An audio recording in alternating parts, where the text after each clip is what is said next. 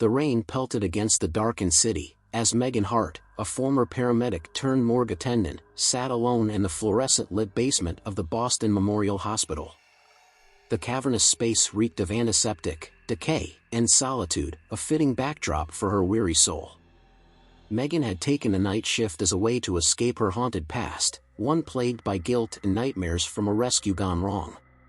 This night, however, would offer no solace. It began with the arrival of a body. Around midnight, a pair of police officers wheeled in a stretcher, the black body bag soaked with rain. "This one's unusual," muttered Officer Green, his voice uneasy.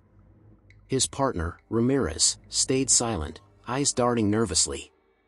Megan raised an eyebrow, her gaze shifting to the bag. "Aren't they all?" she quipped, trying to lighten the mood. Green didn't laugh.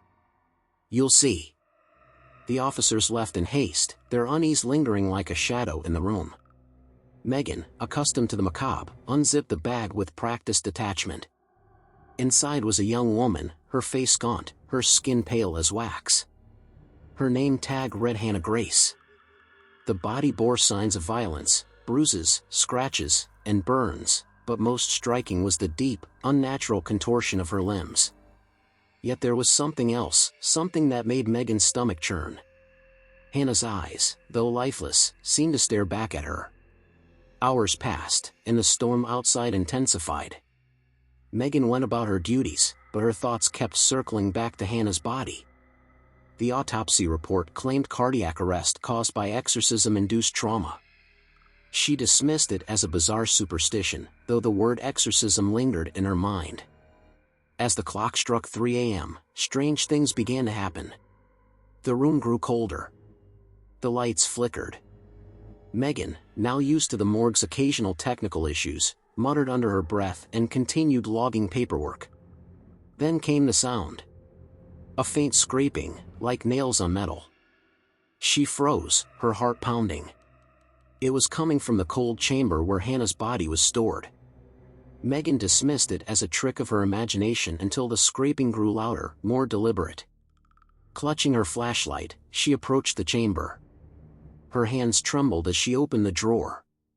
Hannah's body lay motionless, but Megan's instincts screamed that something was wrong. She slammed the drawer shut and stepped back, her breath quickening. The overhead lights buzzed and flickered violently, plunging the room into brief darkness. When they stabilized, the drawer was open again. Terrified but skeptical, Megan called her supervisor, Andrew, who dismissed her concerns. "Night shifts mess with your head," he said. "Go grab some air." She took his advice, stepping outside into the rain-soaked alley. The cold air calmed her nerves, but unease lingered. She lit a cigarette, her thoughts racing. Could grief and fatigue be playing tricks on her?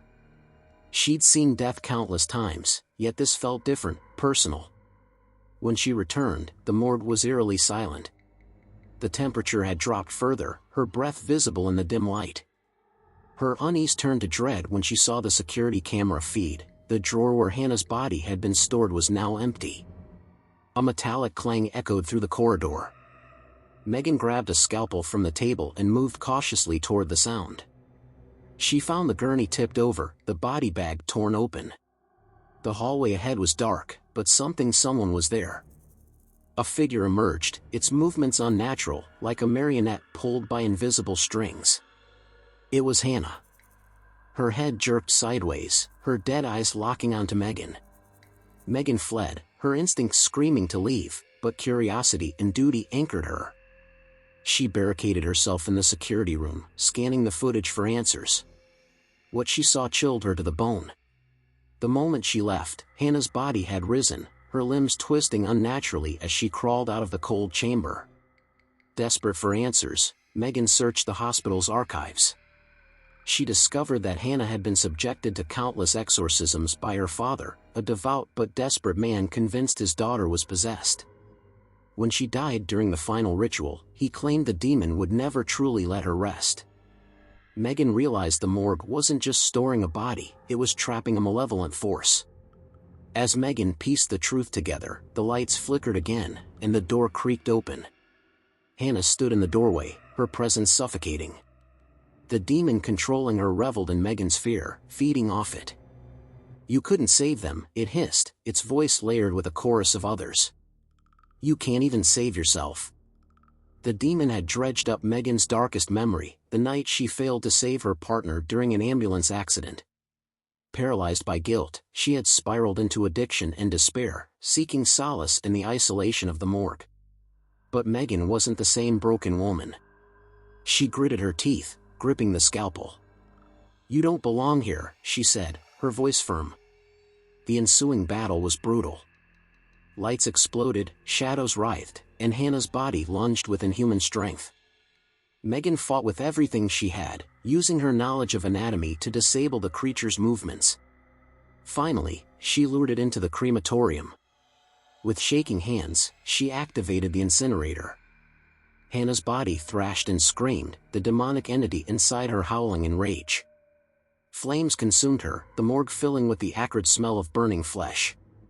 As the screams faded, the room grew still. The oppressive atmosphere lifted, and for the first time in years, Megan felt a semblance of peace. Days later, Megan resigned from her position. The morgue, she decided, was no place for the living. She visited her partner's grave, finally allowing herself to grieve. As she walked away, the morning sun breaking through the clouds, she felt a presence beside her, a warmth she hadn't felt in years. She turned, but no one was there. Yet, she knew she wasn't alone.